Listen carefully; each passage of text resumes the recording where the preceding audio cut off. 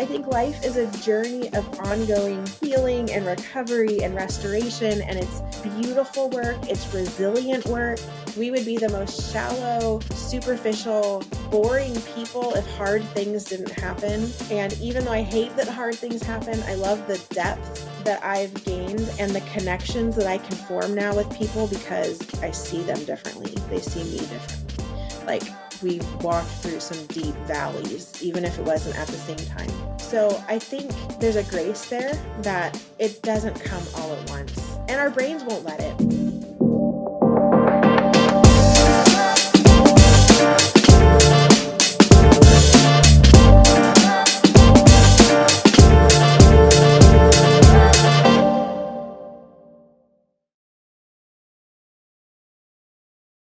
Hello, everyone. This is your host, Michael Yerby on the Zenroku Podcast Network.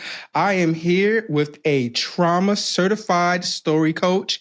Her name is Marcy. She is one of a kind. Her message is full of intensity. The things that she's been through, her clinical degrees, professional expertise is something that we need today, especially in the world. And as we deal with mental health and trauma, I am so happy that a lot of people, especially in different communities, have been speaking up on the mental health epidemic that we're having, especially with the trauma that we have. And she's going to speak on a lot of great things that we have been through in our lives, and then also provide a lot of great insight. So without further ado, I'd like to introduce Marcy. Hello. Thanks for having me. No problem. Let's get right into it. Marcy, who are you?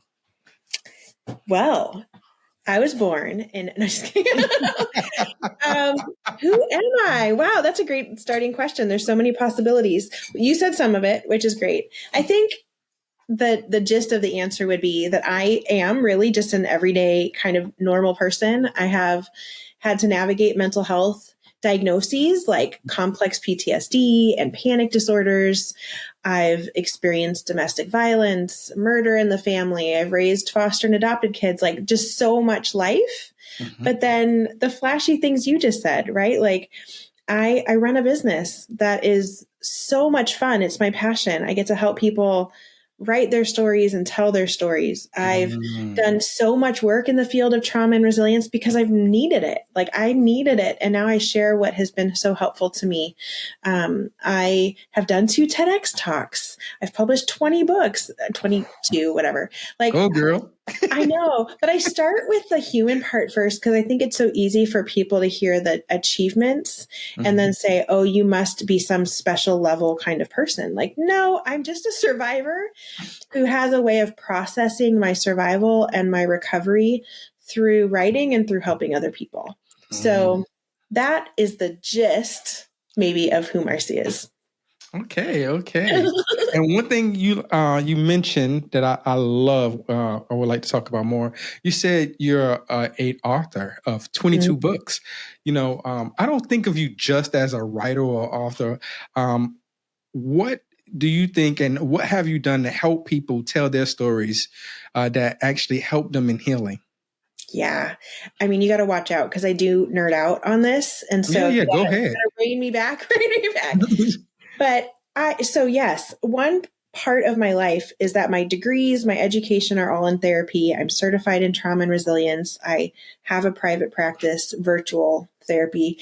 But then I do all this work with writers. And so for a long time, I couldn't see how to blend those audiences. I felt kind of tug of war between them. But the more work I did in understanding trauma and resilience and recovery and even post-traumatic growth, the more I saw how connected it was to a part of our brain that does a lot of healing work when we write. And not just when we write, but any kind of somatic, even playful, imaginative, artistic work. So painters and musicians and dancers, like there's so many ways that we can listen to that part of our brain, but we're just not trained to listen to that. So, I came to see how the act of writing accesses our brainstem in such a way that things that are kind of stuck and unprocessed there get to be heard uniquely and come out in our storytelling. And it doesn't matter if we're writing for children, for adults, fiction, nonfiction. Anytime we're creatively writing, we're listening to a part of our brain that we don't listen to very often, but we don't realize that. So the fun part of my work with authors is that they think they're coming to write and publish a book for whatever reasons they think. And then they get into it and their nervous system activates because they're tapping into this part of their brain, but they don't recognize any of that. No one's taught anyone that I've heard outside of my conversations that that's what happens. And so they'll just think, oh, I have writer's block. Oh, I'm an imposter. I'm not good enough. I'm not meant to do this, or other things like just other avoidance strategies. I'm too busy, whatever it might be. So when I get to help a writer, I get to know what the brain is doing. And I get to say right away, like, that's not writer's block in the traditional sense. Let's see what's activating your nervous system and getting in the way of you telling your story. And so there's a lot more there, but the gist is that when we're processing stories, we're addressing things that have been unprocessed. And so it can be bumpy. It can be rocky. And so sometimes people will interpret that as, I'm not good enough, right? Or whatever it might be. And actually, no, I get to come along with my therapist hat and be like, actually, it just means we're touching something in your brainstem that's really needed attention and hasn't been heard any other way. So like, let's just listen and see what needs to be said and wrestle through that. And that happens in the storytelling, and it's really powerful. What made you want to do this type of work where, I mean, just it's groundbreaking, really, where you're working with someone and you're getting these recesses in the brain where, honestly, just the way you talk about it, I wouldn't want to talk about stuff like that. Like things I've been through, usually we try to cope with, we're drinking it away. We're not trying to remember it. And what made you want to go and say, I'm going to work with you so you can access these areas of your brain and really heal through the writing process? Yeah, I think that my own natural inclination to processing my world through writing was the starting point. So having had life doing its lifing, hard things, whether they're traumatic or just hard, and my natural instinct being to journal about it, to write about it. There's a great quote by Flannery O'Connor, who's an author, who says something to the effect of, I write so that when I read what I've written, I understand what I'm thinking. And that so resonated with me because so often I'm just pouring out my thoughts, my emotions, or whatever it is.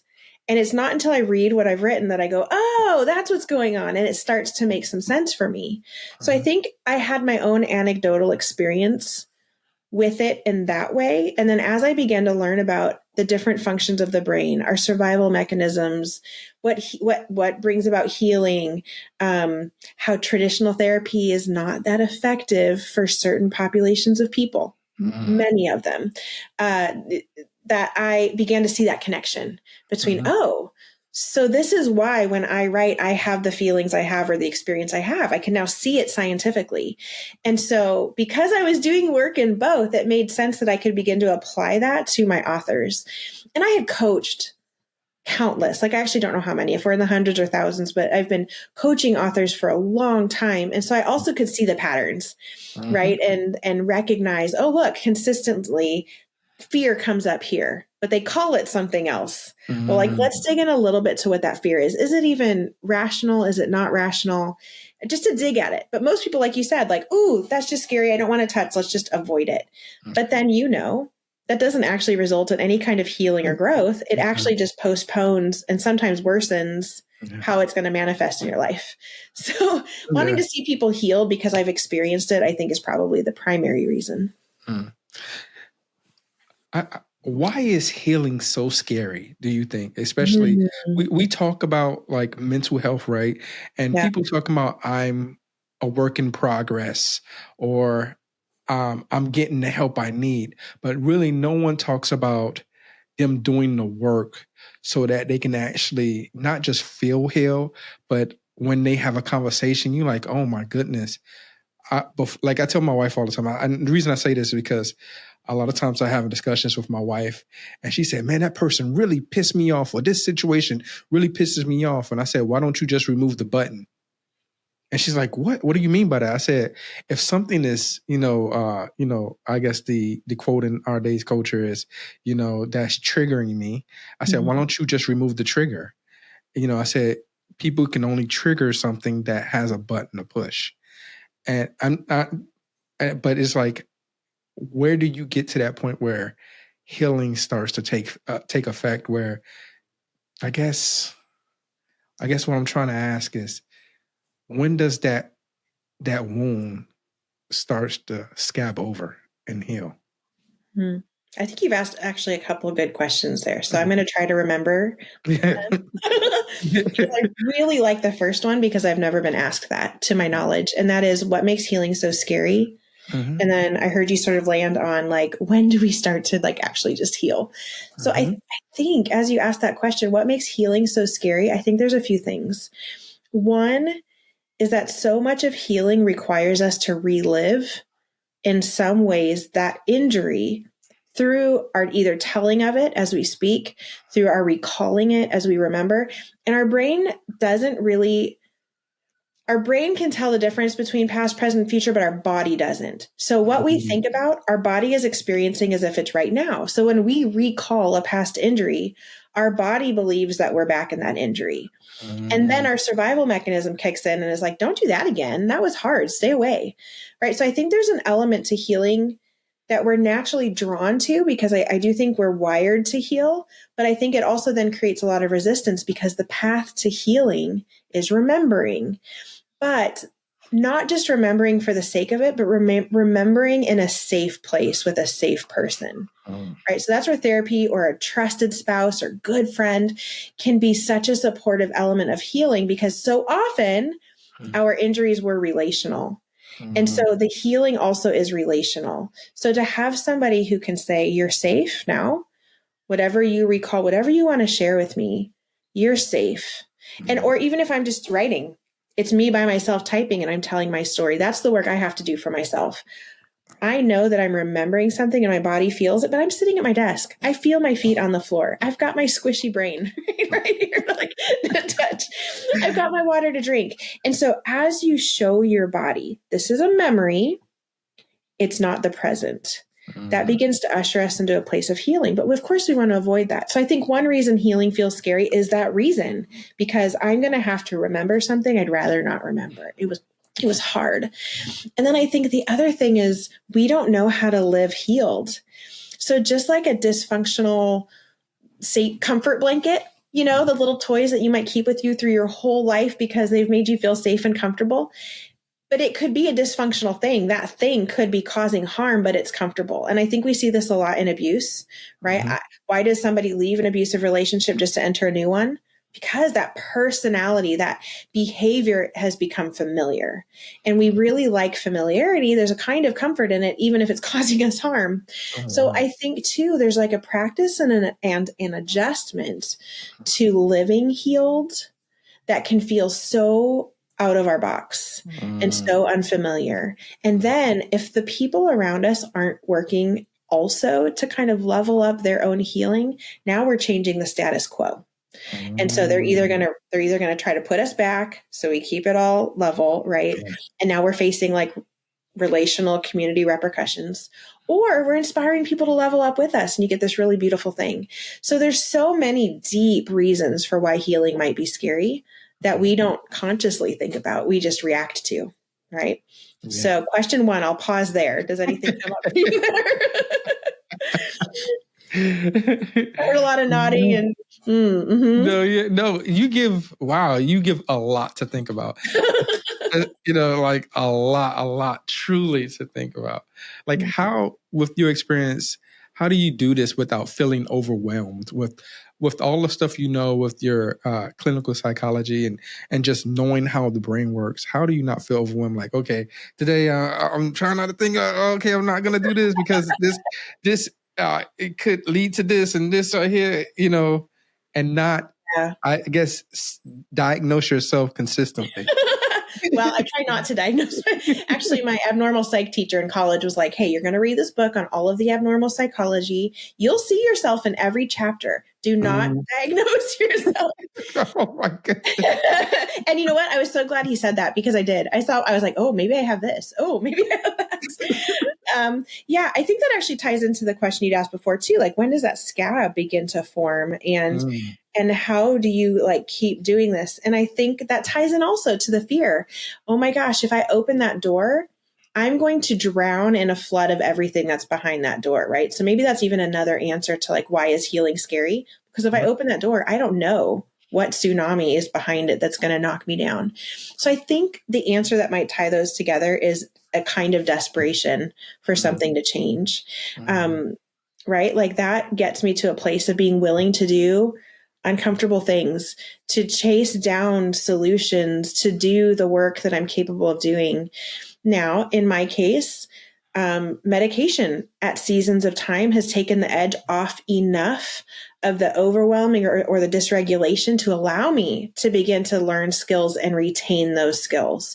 Right. So I think that might be an important piece sometimes. Is like you're so activated. Nothing I say is going to help you because you can't even come down long enough to acquire a new skill and apply it. So I think that how do I at this point avoid the overwhelm? One, I'm a practicing Christian. Maybe that's a funny question, but I have a belief and a faith in God, and that has given me a lot of peace and like something outside of me that I can trust for safety, for anchoring in life. Like there's truths there that feel external that I can hang on to. That's been really supportive for me. And if I start to feel overwhelmed, I feel like I have somewhere to go. There's a lot of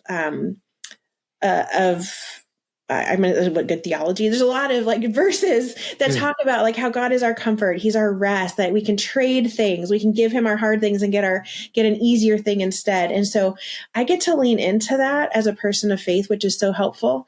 And then part of my other experience there is that it ends up not being a tsunami and more of an onion onion. I mean, so where it's really like, I feel like God just like pulls back one layer at a time and I just have to manage that layer. And then I'll be like, oh yeah, I'm healed. And then we come to the next layer. Yeah, you're like, oh, yeah. Oh shoot. And so I'm never healed. I think life is a journey of ongoing healing and recovery and restoration. And it's beautiful work. It's resilient work. We would be the most shallow, superficial, boring people if hard things didn't happen. And even though I hate that hard things happen, I love the depth that I've gained and the connections that I can form now with people because I see them differently. They see me differently. Like we've walked through some deep valleys, even if it wasn't at the same time. So I think there's a grace there that it doesn't come all at once and our brains won't let it. Like I talked about that from a faith perspective, but even like kind of neurologically, we can only handle so much. So our brain is kind of wired to also just release bits. That's why you get people who don't even remember whole sections of their childhood or sections of life. Like the brain has just been too much. I can't deal with that. So let's just not even remember it. Right. And that can become disruptive, but for some people, it's just like, it's okay. I don't need to remember whatever my brain chose to block out. Yeah. So I think that there's a grace there for that. And then just being willing to show up for the next thing. So it doesn't have to be the whole mountain of healing. I'm trying to get here from where I am. It can be like, did I get out of bed today when yesterday that was hard? Yeah. That is a win. Yeah. Right. And allowing whatever the overwhelm feels like in that day to not win. I almost like take that button away. Like, what is the expectation I'm setting for myself that I have to accomplish something that feels overwhelming? What if I just do the next thing that I can do and call that a win? So I know there's multiple answers there to what you're asking, but that's been my journey with how do I do this and not get overwhelmed and not get drowned in a tsunami of traumatic events coming back to me. Yeah, no, I get you. You know, following your work, I was wondering, like, how do you, like, when you're coaching someone to write through their trauma, right? Is there like a right way and a wrong way of coaching them through writing their trauma out? Yes. You got good questions. Oh. But yeah, like I feel like I get some of the questions on repeat, and I don't know if I cut you off with my excitement. Was there more? No, you didn't. Not at all. I think I wasn't anticipating you going where you went. Like, is there a right or wrong way to coach people through writing their trauma? Yes. Yeah. And I'm going to have to verbally process that with you a little bit. I don't think everyone should help writers through writing their trauma because not everyone is equipped to do that. We don't know. I don't know what's stuck in everybody's brain stems. I'm just there for the ride to see what comes up as they experience it. So what if something were to come up for someone who hasn't had that training or experience? And now what are you going to do? And I think you touch on something in the world of coaching that's important, is that you have a lot of people, self-identified coaches, claiming to coach through mental health things without the training. And it's dangerous. It's harmful. It can be harmful. And so the lines have blurred between what people call coaching and what people call therapy. As a therapist and as a coach, I also have to be aware of when I'm doing which one and who that client is, right? So even though I am able to do therapy, it doesn't mean that that person hired me to be their therapist. They hired me to be their writing coach. So I can sometimes bring skills that I have, training I have to help them understand what's going on, but I'm not going to turn their writing experience into a deep dive therapy session, right? Yeah. I am going to help them set up supports in their writing so where if they're getting to a section of their story that is really triggering them, activating their nervous system, then I might talk through with them ways to set up supports for themselves. What are the expectations? Are they going to try to force themselves through it? I hope not. But it might be like, hey, I'm going to try working on this today and I'm going to take a bubble bath afterwards. Or I'm going to have my best friend call me at this particular time to check in on me. Or I'm not going to schedule anything in the rest of my day because I'll be exhausted. So I think that there are things that are important to know about somebody who might, because we don't even know when it'll happen per se, be in a part of their story that's starting to activate something. And I think poor coaching there could be exposure therapy. Just sit down at the desk and push your way through it. I don't think that's helpful. I think that would be a bad way to coach someone through writing their traumatic story. There's probably other things that could come to mind, but I think there's a kind of not just intuition, but skill that comes with knowing how and when to gently push somebody, but also to recognize their limit. I'm not trying to send anybody into a panic attack, right? Like, I want them to ease into it and to be so aware of their own body and their mind and their spirit as they're doing this and keep checking in with them. So yeah, I think there's definitely unhelpful ways to coach somebody through writing traumatic stories. And then I'm calling out coaches who do that kind of work without the actual training. No, yeah, you're 100% right. Like, the reason I think one reason I have all these questions is because me and my subordinate I think it was last week or the week before last, we was talking and we was talking about who our favorite writers are, right? And we was saying, he was saying how Stephen King is by on his favorite writer. And he was like, man, the stuff he writes about, I know he has a lot of trauma, all the stuff he goes through, right? He's like, and I said, yeah. I said, it's funny. It's like, how do you channel all that, right, into writing and not go crazy? And do you want to keep, I guess, a level of insanity going so you can write through all those plot points, right? Because, like some of the stuff he writes, I'm like, where did this come from? Like, geez, where did all this stuff come from? And we were just talking about different books he wrote, and he was like, "Yeah, man, I don't know." Yeah, I said, man, I said, what would a healthy Stephen King look like? And he's like, I don't know, man. I don't know. Well, probably somebody I wouldn't want to read. I was like, geez, maybe not. So and we had a little joke about that. So yeah.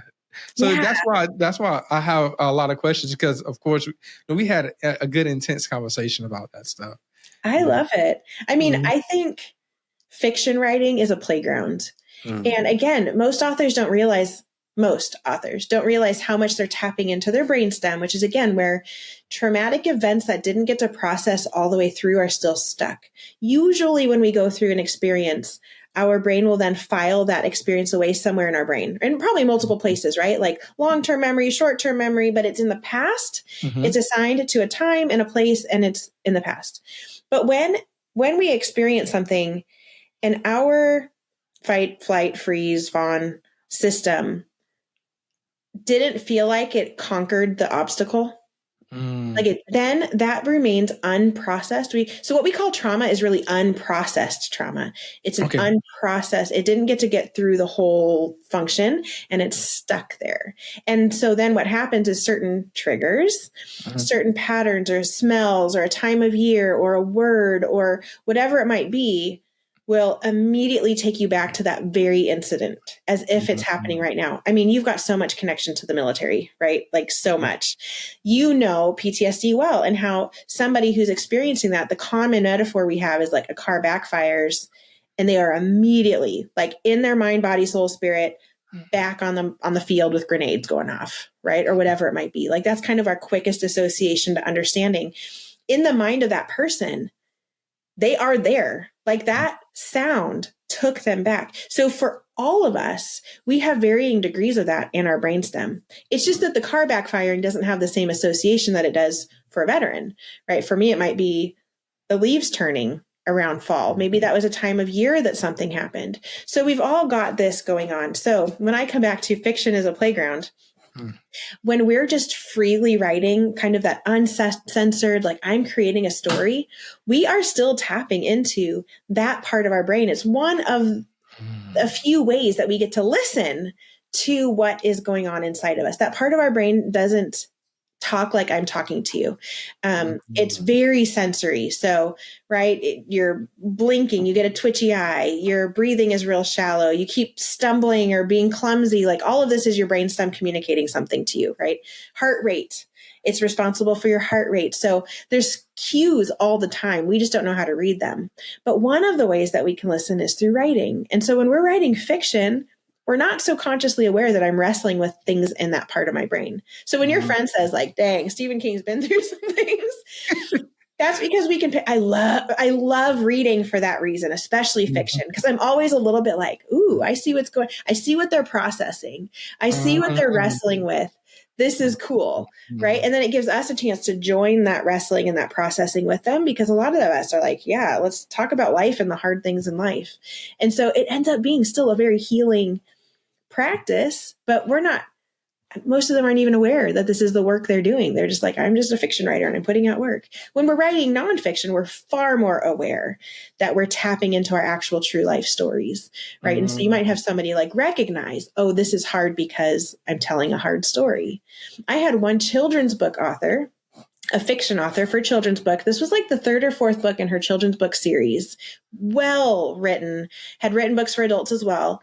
And she had the biggest bout of writer's block. And she came to me, I was coaching her, and was just like, I'm totally stuck. I have no idea what to do. And as I talked with her, we realized that her character, her dog in this story, was going through a bullying situation.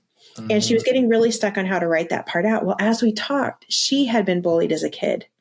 And in her like deep conscience, she could not put her beloved character through the same really painful experience that she had had as a kid. So she thinks it's writer's block, but really she's being confronted with her own childhood bullying, and her body would not let her put her character through that same thing. So I ended up having her write a letter to that character just saying, hey, I am for you. Just for a minute, you're going to go through this experience, but you're going to come out stronger, and I'm with you the whole time. You're never going to actually be alone. And we are teaching kids how to handle bullying. I've been bullied. I'm not going to I just had her write a whole letter, right? And she bawled and bawled and bawled and got it out. He then wrote the draft, gave me the best first draft I've ever read, completely unlocked her, and she was able to put this book out. But she had no idea that was the connection. And I didn't either until we started talking.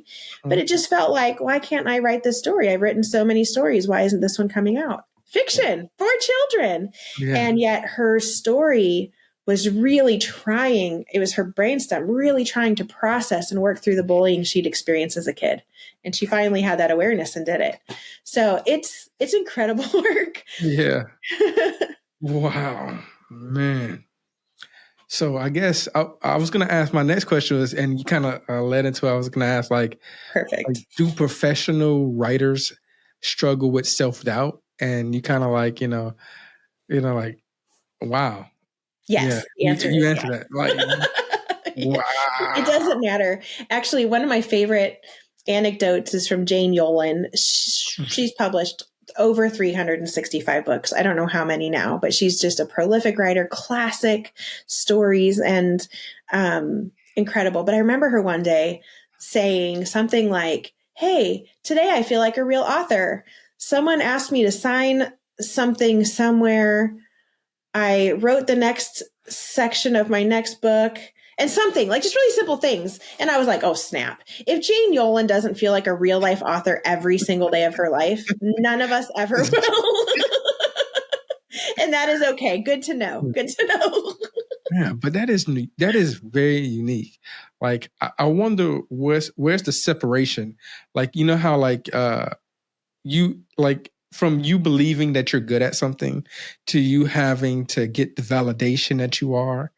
You know what I mean? Like, you're good at something, you've been doing this, and then somehow you forget you were good at it until someone gives you the validation that you are, and then you go, oh yeah, I do this. I actually do this. Oh, okay. It's one of those things. I wonder, Yeah. where does that happen at? Where we forget? Or why would we forget? Well, because the world is set up, and when I say world, I specifically probably mean Western culture. Yeah. Is set up to tear us down all the time to get us to buy services and products. We are constantly, purposefully inundated with messages that we're not enough. And so buy this thing to be enough, right? Like, I can't tell you how many ads I've seen of people doing things to their body that I've never even thought needed anything done. People like rolling things on their faces now. Now I see a mask that keeps a mask, and I'm like, what? This is just what? But it's meant to show me that I'm ugly, and so I need this mask. I need the roller. I need the thing. So why do we forget? Because there's very few voices in our life saying otherwise. The majority of the messaging that is aimed at us is to say, you need something more than what you have, whatever that thing is. So I think that the work of validation has to be internal, which is not my wiring. I want someone to affirm what I hope is true, that I'm a good person, a good mom, a good author, a good somebody. Yeah. And the world is, there's a deficit in the world of those kinds of voices. So a couple things have to happen. One, we've got to surround ourselves with high quality people who will be able to tell us the truth in love, but also who love us genuinely, they're not in competition with us. They're not trying to keep us down so they can keep feeling down, whatever it might be. Like, we need people around us who will elevate us as we elevate them. And that's where we're going to get some of those voices, and some of that like validation is really from trusted people that we know will tell the truth. And so when they say something wonderful, they're telling the truth. When they say, hey, this could be a growth area, they're telling the truth, and we get to develop, right? But apart from them, I have to know for myself that I have worth and value. I have to know for myself that just because someone else doesn't like my book doesn't mean it's a bad book or that I'm a bad author. It does not.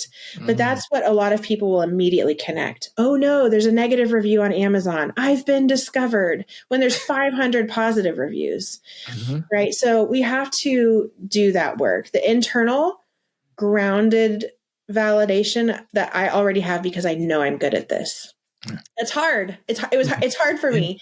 But I'm choosing it. And then surrounding ourselves with people, not just to tell us what we want. That's not what I'm saying. Like, genuinely healthy, committed, wonderful humans. They exist. They're in my life, and they're worth everything. Right. And they're safe, but I also finally get to hear something positive about myself because they are not the messaging of the world. So it is a whole thing. Yeah. So question, what is the regimen you use? And the reason I say this is because I was watching an interview with Mr. Beast. Everybody knows Mr. Beast. And I forgot his name, Daniel. He's the owner and proprietor of the show Diary of a CEO. Okay. I forgot his something Barton. If you know his name, say it in the chat. Stephen Barnett. And basically he was talking to Mr. Beast, and Mr. Beast was saying how like he read over 5,000 messages of people telling him to go kill himself, right? And he's like, what will embody somebody to say something like that to me, like to get online to just say something hateful? They don't know me, they never met me, but to say I should kill myself because this video wasn't up to snuff. So I was wondering, what is your regimen, and what can you I guess relate to the people where, because you're a book writer, has anybody come out and say, oh, this book sucks, or this like this, or even other people in your profession be like, oh, she doesn't know what the hell she's talking about today. How do you deal with that? What's your regimen to just... Yeah, that's so good. Yeah, because I had an attempted like Twitter cancel situation. They were trying to cancel me on Twitter. Wow. Just briefly, small group, small mob, but a Twitter mob came after me for totally, like off things to promote their own thing. They were trying to cancel me. And then, I have people on my books all the time leave reviews. Some people get really mad that I'm a Christian, even if I don't make them one. Like I might just mention my faith in a book and someone will come at me like, I didn't know this was a Christian book. I'm like, can I not talk about me? I didn't even tell you to do anything. I'm just like, this has helped me. Yeah. Like I did here. Right. But sometimes that's upsetting to people. So what was really helpful is one of my best friends one day said to me, Marcy, the world is not made up of mirrors. They're windows. Not everything is a mirror. And he was saying this after I said, like, thanks for being a mirror. And he's like, I was not a mirror. Why would you know that thing? Like, I thought I was a bad friend because I didn't know something. And he's like, that's ridiculous. I held up a window. My whole life flashed before my eyes. And every single mirror like flipped and became the window. Can't see my hand. Flipped and became the window. And I could see it all differently. The girl who was like, oh, you've got a big gut, huh? And I was like, oh, I guess I do because I think you're a mirror. Oh, you're whatever, right? Like, oh, I guess I am my abusive ex. Oh, you're a horrible wife and mom and whatever. Oh, I guess I am because you're a mirror. Like everyone, the bad, the sideways look at the grocery store. Oh, that person looked at me a certain way. I must be bad because they're a mirror. Flipped. All of it flipped and they all became windows. And the thing about a window is that you get to look through it and learn something about someone else, right? Yes. Yeah. They're teaching me, they're giving me an opportunity to see something that I couldn't see. It's not me. I'm not seeing me. I'm seeing something about them. And sometimes what I learn about them will impact what I do next, right? So maybe there is something where I'm like, oh, I love you as my friend. And when I look through the window, I see that your worldview is this thing. And because I love you, I'm willing to shift how I interact with you to support you. But that's not because you're reflecting that I'm bad. I'm just seeing who you are and I'm making a choice to love you in this way. Right. But somebody else might come along and be like, your book is bad because I don't like it. And I get to go, well, what is this window showing me? Okay, it's showing me that this person had a different expectation. They're looking for something different. They don't like Christians, whatever it might be, whatever the review is, right? That's not about me. They just came to the wrong book somehow. So sometimes that will actually get me to think, do I need to tweak my book description a little better so it's more clear and I can help people not think this is going to be different than what it is? But again, it's not about my worth or value. They're showing me something about them and then I get to make a decision.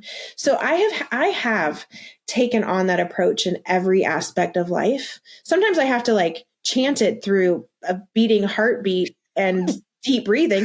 It's a window. It's a window. It's a window. I'm not saying it's like, or my daughter will do that. We'll be in the car and she's like, Mom, is that a window or a mirror? Like we've got that language with each other, but it just reminds us like nobody else is touching my worth or value. I think there's very, very few times in life where there's a mirror experience. I do think they can happen, but I think they're going to come through, again, a trusted, healthy person who may not even realize that they're being a mirror. It's never, I'll tell you this though, from somebody who thinks they are a mirror. The person who comes up and they're like, I'm a mirror, look and be different. Nope, window. Every time. Every time. So that has been my regimen, so to speak, for navigating life in a world that has just keyboard warriors and so many things. The other thing that I'll do is if something does come at me and I'm just struggling to know, is it true about me or not? Like, I don't want to dismiss something true that someone might just not be sharing well, but maybe could still be something I could grow from, I will take that and share that with a friend who I know will tell me the truth. So Gotcha. I'll just take that and say, hey, is there anything here that I do need to consider from a growth point? And I want to hear it from them. And then I'll decide, what do I need to do? Right. Often they'll come back and like, nope, this is just a jerk. Okay. I wasn't sure. But they might come back and say, you might have said this a little differently. I can see where there was some miscommunication, or I can see where, okay. So that will inform how I might respond and what I can own my part, something to that effect. So windows versus mirrors, and then having trusted friends that will tell me the truth, but who love me, that I can run things by to just have a good gauge when I'm kind of struggling to know it for myself. No, that's pretty cool. Question: you said with trusted friends. Mm-hmm. How do you build trust as a writing coach, where you come in, someone hires you because they think, hey, man, this person is awesome. They come highly recommended, and you come into the play, and how do you build that trust with them for them to actually really, really, truly trust you and listen to what you have to say, exactly how you have to say it, so they can go on that journey and get that self-discovery? Do you trust me yet? I will have to build that trust, I guess. Right? Is that a no? You don't trust me yet? No, I guess I'm trying to think. I don't have no reason not to trust you, I guess. Mm-hmm. I guess I haven't been placed in a situation where I will have to, in my mind, trust you. Like, you know what I'm saying? Like your life. Yeah. But what about with you? And I'm asking, like, I don't know what branch you're in. Oh, in the Air Force. Okay. So I'm asking, oh my gosh, I don't even know what to call you. So when you're in the Air Force, what are you called? Airman. An airman. Yep. I told you I'm the daughter of a vet, and I'm like, she's a Marine though, so I'm like, yeah, okay. She's a daughter of Marine, so it doesn't count. All jokes. So I'm talking to an airman about trust, right? You have had, like, that does have a very particular meaning for you. Usually trust, I imagine, when it comes up for you, is life or death. Mm-hmm. In telling your story, would you feel comfortable to tell me, I'm not asking you to right now, but would you feel comfortable telling me any, like, a part of your story if I probed a little? It depends. It depends on what it is. Because not I don't believe everybody gets to know that side of you, because,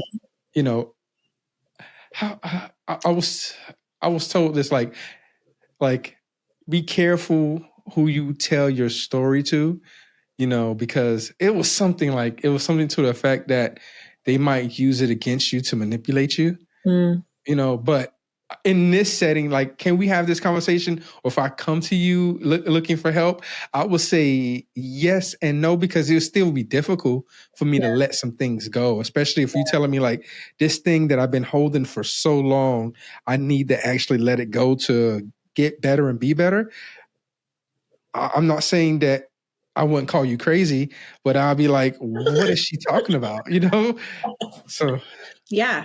No, this is so good. And I love that it's you, because you are going to, I'm generalizing you, so feel free to step out of the generalization. But what I understand about military and the understanding of trust, but also of letting go and of who you can trust, is so profound. Like, and of course it is. And then talking about your stories, like my work with veterans, I have to have such a different level of expectation and or patience. Because they may never get to a place where they feel that they can share the things they've seen or done. And they may never feel that with me, because I don't have that experience. And so what I get to be part of is creating experiences with other veterans and letting them go off privately and have their conversations that I don't have to be part of. So sometimes the trust building in this regard is creating a space where someone feels they can do that, and I don't need to be part of it. Now, in writing, if they're hiring me to be a writing coach, that's a little different. And so you didn't totally help my point there, but that's fine. I think it raised a good part of the conversation. You've trusted me to come here, and so far you seem to be believing what I'm saying. And so I think that, and you could say whether this is true or not with your experience so far, but I think what I do to build trust isn't, I'm not intentionally thinking, like, how am I going to build trust with this person? I think that there's a natural desire in me for people to feel safe and connected and accepted. Yeah. Always. And so person by person, I'm paying attention to what that looks like for them. They can have a different faith than me or no faith. They can have different political opinions. We can be wildly different. And I'm not going to be fazed by that because I want a need to be accepted and to belong somewhere. And so I want other people to know they can have that with me too. So I think in part because that's who I am, that I have space for us to be different. As I demonstrate that or people experience it with me, they believe it and trust it. And there's an authenticity in a relationship that can develop. Right. And so I think that's why it's important too, when we say, hey, who is Marcy? That I don't just say, oh, Marcy's an author. She's a mom. She's an ex-wife. She's a dibba-dibba-di. And she's been in a lot of counseling. She's on medication. She's got some diagnoses, because I don't want to put up an idea that only certain people can relate to me. No, if you've been through there's a lot of things I can relate to a lot of people. Right. And so I think I would imagine that's what would lead to a point of trust here, even between us, just in the conversation that we've had. But I think that's probably what it is with the people I work. I almost feel like you'd have to ask them, why do you trust her? No. And word of mouth. Yeah. I think actually that's probably the biggest thing. The majority of my clients are referrals, or a conversation like this where they got to hear me and they go, oh, that sounds like someone that would get me, that I could vibe with, who could really handle my story. That's a big one. Who can even handle my story? I can. I've lived through so many of my own, but I'm also wired to just not be fazed by the deepest parts of people's stories. And I don't mean phased like moved. I can be moved, but I'm not like, oh no, now I'm triggered. Now, right? I can handle the story. So I think there's something there to borrowing the trust of other people, that if somebody says, hey, I've worked with Marcy and she's great, she's going to be a good fit for you, man, I get their trust right away. Right. Or if they've heard me here and they've spent some time with us, you have brought me here in front of your audience. And they're like, well, if he trusts her, then, well, he's not sure he can yet, you guys, but just teasing. No, it's inherently when we talk about trust. So sorry for me. I'm teasing you. Yeah, because it is weird because me being in the military, I'm a aircraft technician by trade, and so we have this saying that we say as Air Force technicians: trust, but verify. We say that all the time. And that's because a lot of our maintenance that we do is consistent of having a person who is experienced, which we call a 7 level, and a person who's a 5 level, who's just, they're getting the experience, but they're just not as experienced. They don't have the level of responsibility and rank for these qualifications, right? So even though a 5 level or a person who's, comparable and has that experience does something, it has to be signed off by a 7 level. Not everything, but most things do, right? And so if I have multiple jobs that I'm working and supervising, I don't really have the time to, I guess, be there to watch you do something correctly. So do I trust by signing this off, or do I go and verify and make sure everything was done correctly as best as possible visually, right? And then sign it off. And a lot of times in my profession, especially the young individuals that came in that get to a 7 level position in the rank, and they trust their guys, and then they end up getting burnt because something wasn't done correctly, or that person forgot this, or it was like a blatant mistake and stuff like that, and they get hammered for it, right? Then they develop, and I have been through this myself, where we kind of develop this hardening. And it's like, I trust you, but let me go verify to make sure this is accomplished. And it's like, and my subordinates say it all the time, like, how is that really trust though? It's just word salad. You're just flattery. You don't really trust me because you have to go verify. If you trust me, you won't have to verify. And I was like, and how I combat it, I was like, we're all human. That's I guess how I combat that. Protocol. Okay, it's our protocol. I'm not doing this.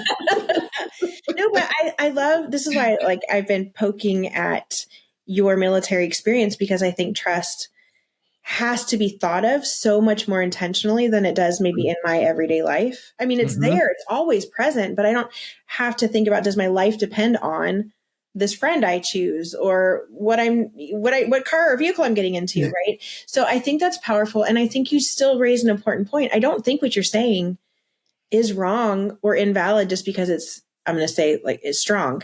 Yeah. There's a verse in the Bible too that says not to cast our pearls before swine, based on this idea that pigs will just trample anything. Doesn't matter the value of it. They're just going to trample it. And so earlier to your point about like, I'm not going to just tell my story to anybody. I don't think you should. I don't think that every story needs to be made available to everyone in the world.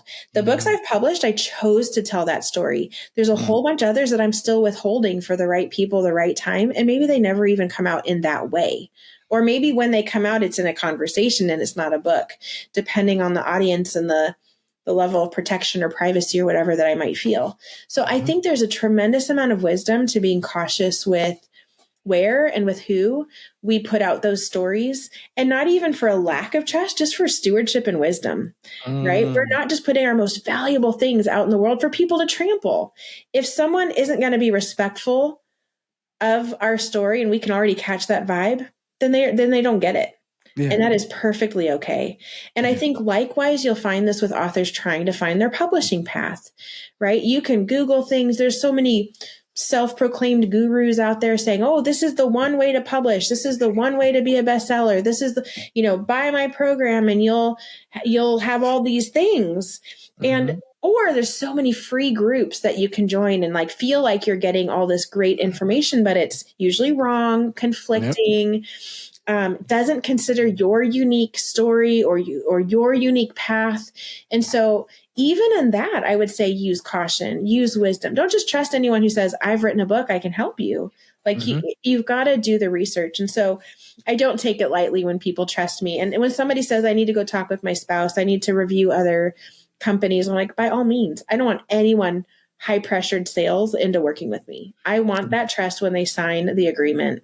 And if they need more time than someone else to do that, I don't care, because I don't want anyone to be there who's not sure they should be there. And that's not everybody, right? You get a lot of the high pressured, this is your one and only chance to tell your life story and publish it. You've got 26 minutes to decide. And anytime I have 26 minutes to decide, my answer is no. Nope, and no. Right. So I just want to, as much as I've kind of teased you and poked at you a little bit, there's such validity to what you're saying about trust and the importance of people being trustworthy with our stories and where we put them and which ones we put out there to them. Yeah. No, I got you. And it goes to a next question I have for you. Like, does everybody have a story worth telling? Yes.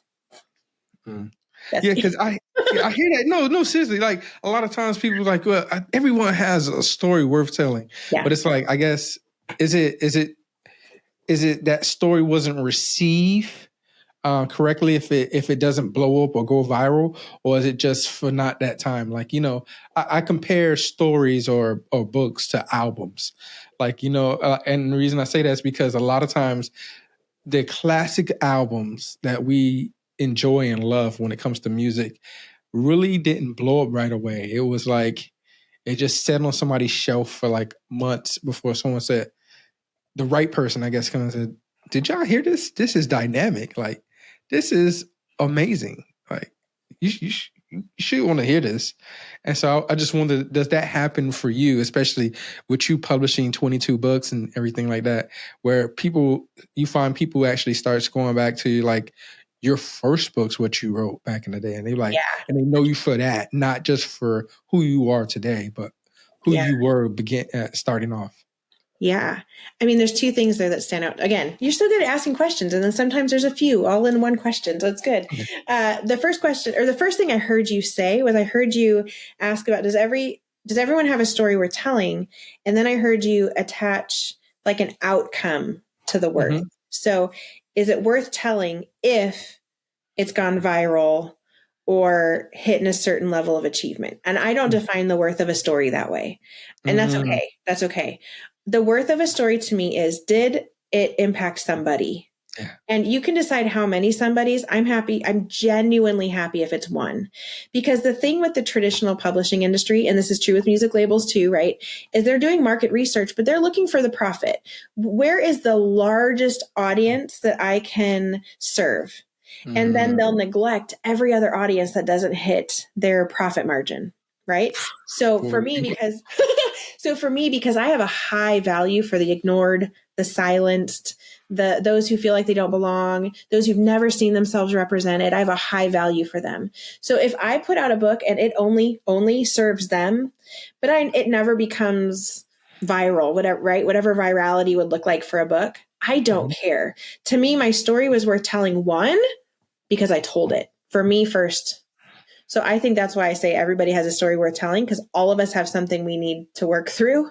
Yeah. And that journey alone is enough reason. Even if you never published it, but you wrote it and you wrestled through it and you did that for yourself, worth it.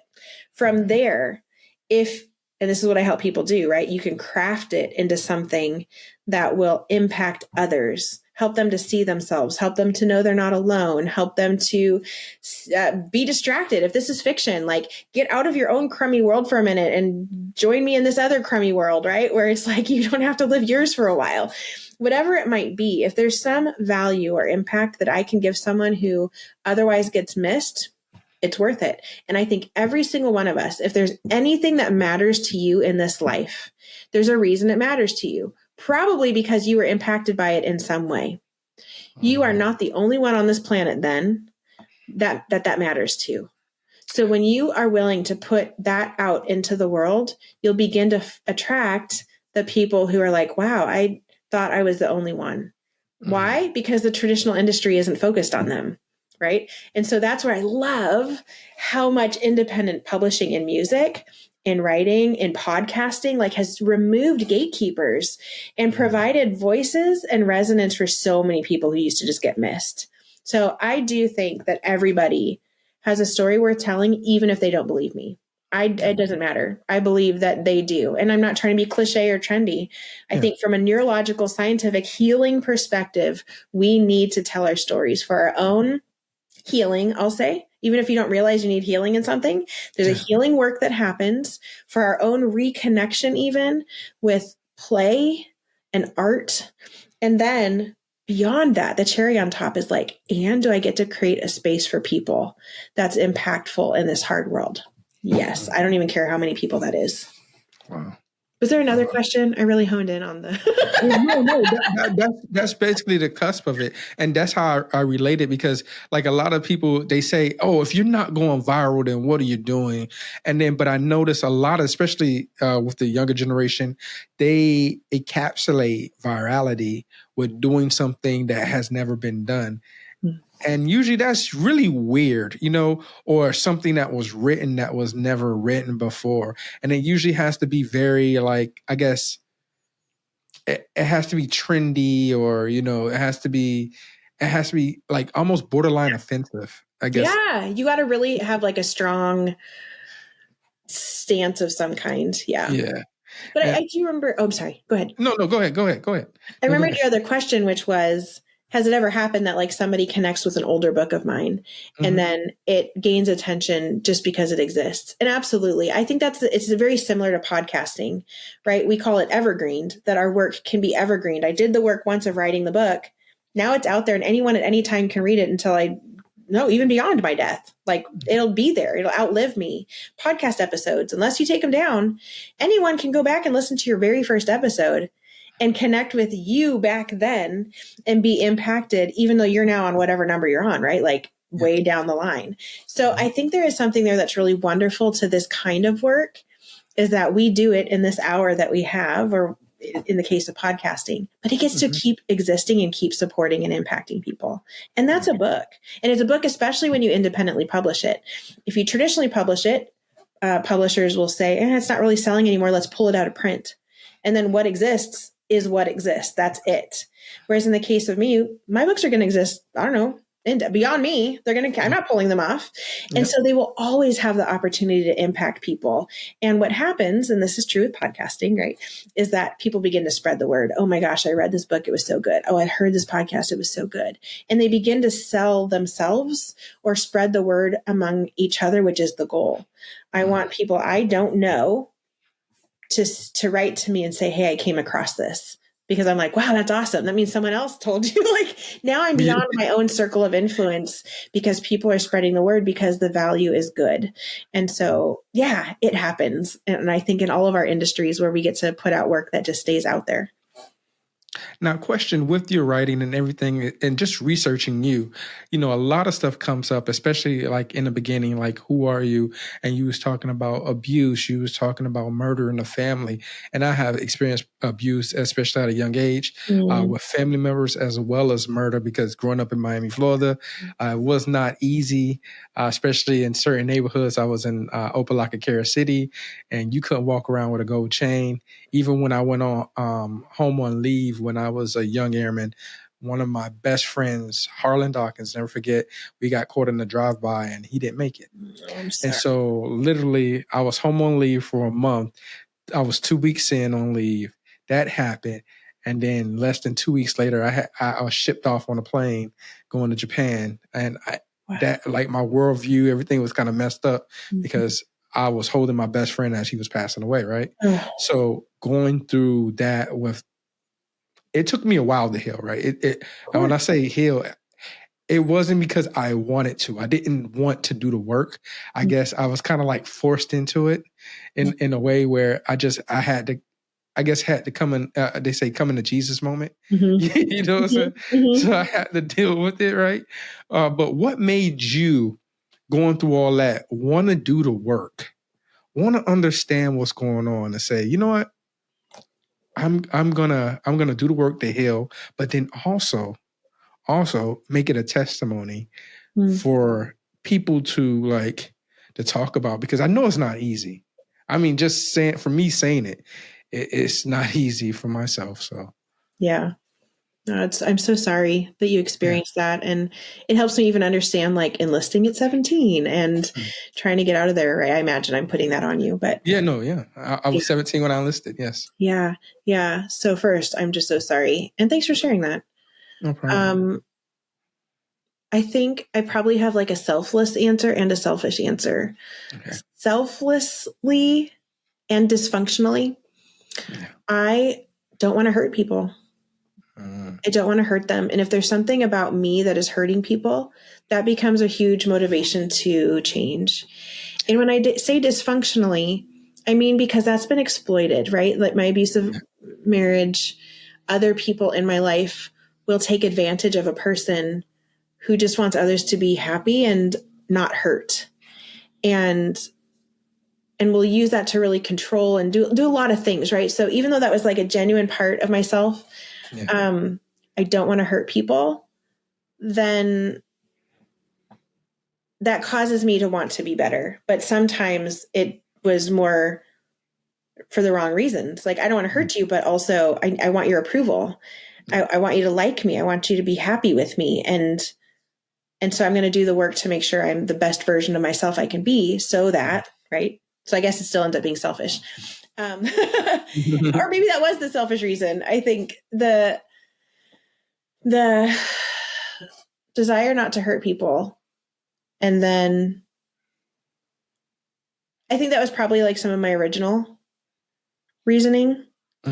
As I've gotten healthier and I've gotten to experience health in my own mind and body, it's for me. Yeah. It's so much better.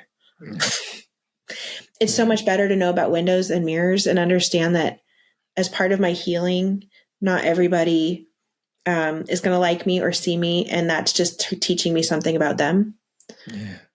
The freedom that I have as a result of the work I've done, like to know that I have worth and value, is so much better than when I didn't know.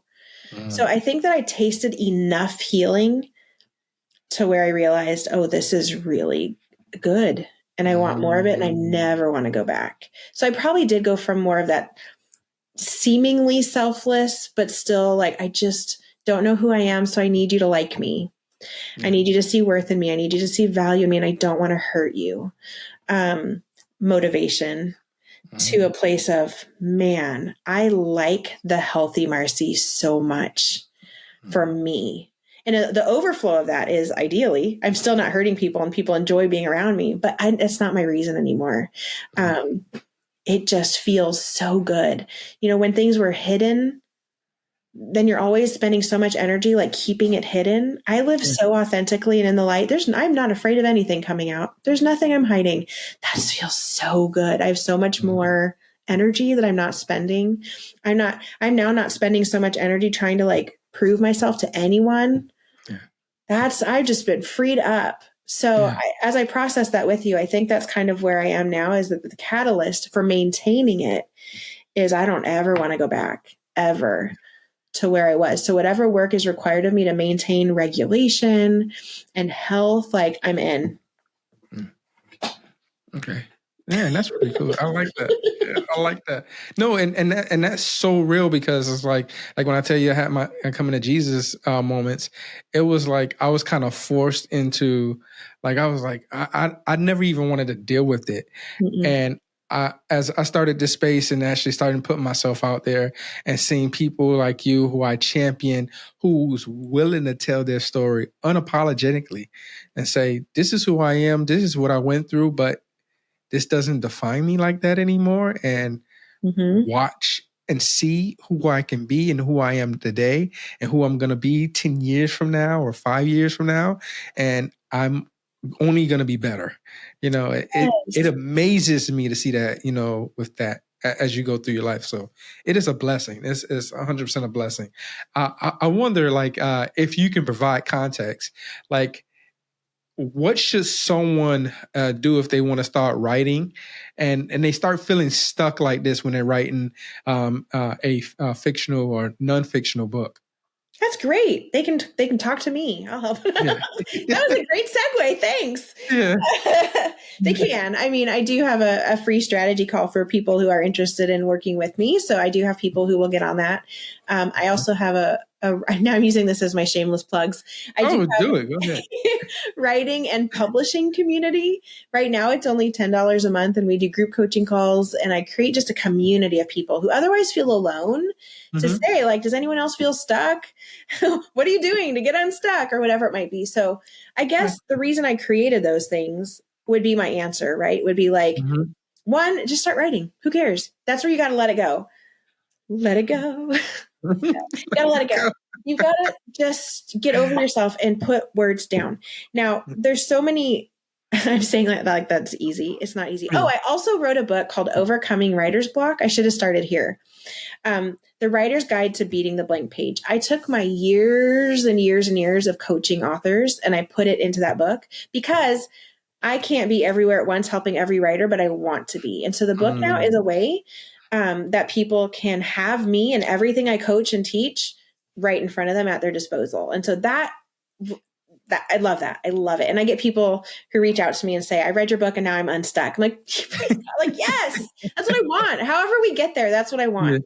So that's a tool as well. But basically, we've got to just start writing, and you've got to really chase down the obstacles that are coming up and really challenge them. Is it true that I don't think I have enough time? Is it true that I'm not good enough? Is it true that my story doesn't matter? Is it true? And maybe some of those are like, I don't know. So then find the community of people like I created with the Writer's Block, but there's lots of communities of writers who gather for either critique groups or accountability or support or whatever it might be, so that you're not alone left with your own thoughts that everyone's having. But when we have them all by ourselves, they sound so much more true and they are so much more powerful. But like you said, Marcy, do authors ever feel doubtful? Like seasoned Yes. But that might have surprised people. Like, what? Jane Yolen doesn't feel like an author every day of her life? Like, then, oh, maybe I can do this authoring thing. But unless we're in community to share those stories, we are only left with our own dysfunctional thoughts, right? So community and just doing it. And then one obstacle is like, I can't do it unless I have an hour. Set a timer for 5 minutes. Like, just see what comes out in 5 minutes. And if what comes out is, I don't know what to write, I've just set a timer, I feel like then write that. I talk about like the garden We want to go out into the garden and just harvest all the goodies, but we have to weed the garden, right? We have to like clear the topsoil. And sometimes the first things that come out of our brain are weeds. That's why we have a delete button. We are not going to go put that out in the world, but we have to clear it to get into the flow where the good stuff is. But most people will stop with the weeds and say like, oh, see, I'm a sucky writer. I'm no good at this. Look at all the weeds that just came out. And as a coach, I'm like, yeah, they've got to get out of the way. Keep writing the junk until you get into the flow. And then you'll see it. Then you'll really begin to see like, okay, there's some nutritious soil here. There's a harvest that's going to come.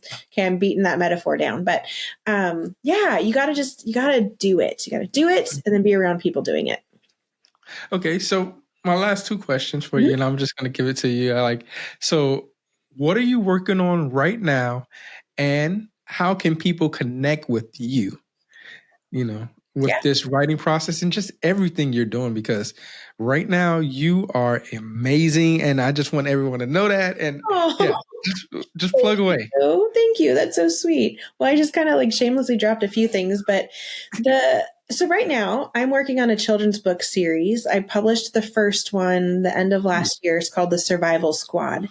And that's a children's picture book, but I've used it with combat vets. I've used it with women in recovery. I use it all over the place. Mostly I've used it with adults, but it's a book where I use 3 animals to represent the 3 main parts of our survival brain. Our brainstem, our amygdala, and our prefrontal cortex. And what I'm doing is I'm giving people language to understand how our brain works without needing to know all the scientific words. I mean, I share them. They're in the fun facts or whatever. But each character in that story represents a part of what our brain does when we face an obstacle. And so the friends will face multiple obstacles. They'll have a fight response, a flight response, a freeze response, a fawn response. And you'll get to see how your brain operates. The reason I teach that is because there's a lot of self-judgment and criticism, like I'm bad, I'm not good enough, I'm. When your brain is like a team of friends, they're doing their best to keep you alive. And if you're here, they've done a good job. You are alive. That's amazing. But when we don't realize that we are the like boss of the team, then they're just doing their best, but sometimes they have wrong information. So when we realize they exist, when we realize our brain is doing this, we can actually take some stewardship of them and like give them better information. And that's part of our healing journey. So I wrote this book to create that experience for people, to have some language and understanding around, oh, this is my team and they're cute. They're a meerkat and they're a tiger and they're an owl. Like they're harmless and they love me. Like, how can I take good care of them? And so that's a book series that I'm working on right now. I'm working on the second book. But I just want to make healing accessible to the everyday person. And so that's what I'm working on.